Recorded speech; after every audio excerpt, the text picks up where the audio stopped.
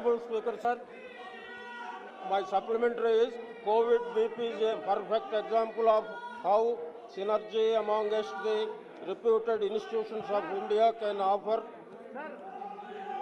solutions to most of the challenges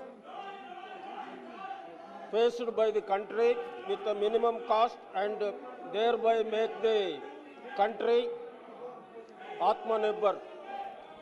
In the true sense, in this regard is the government undertaking steps to promote indigenous development of more such solutions to health-related issues, especially in the present context of COVID-19 pandemic. Thank you, sir.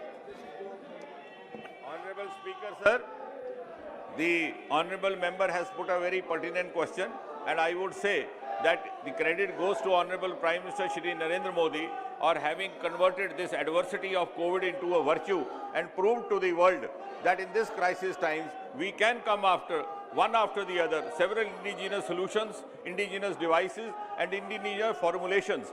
If you permit me, besides COVID, I would like to share with this august House, which could not be shared in the earlier days because of the din prevailing here, although the Honorable Speaker had been requested, that in this very House chamber, we have through the Ministry of Science and Technology and the Biotechnology an instrument called ultraviolet sanitation, and all the air-conditioned air that is arriving at our benches and our desks is coming through that ultraviolet sanitation.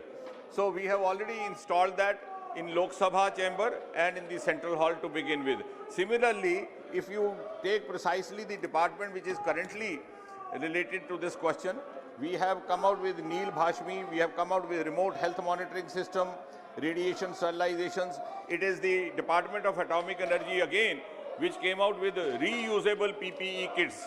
So we can imagine when the COVID crisis struck us early last year, the country was facing shortage of PPE kits.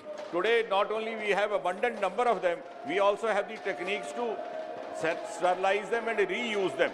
Similarly, we have also come out with ventilators, and these are the techniques which are being also emulated by the rest of the world.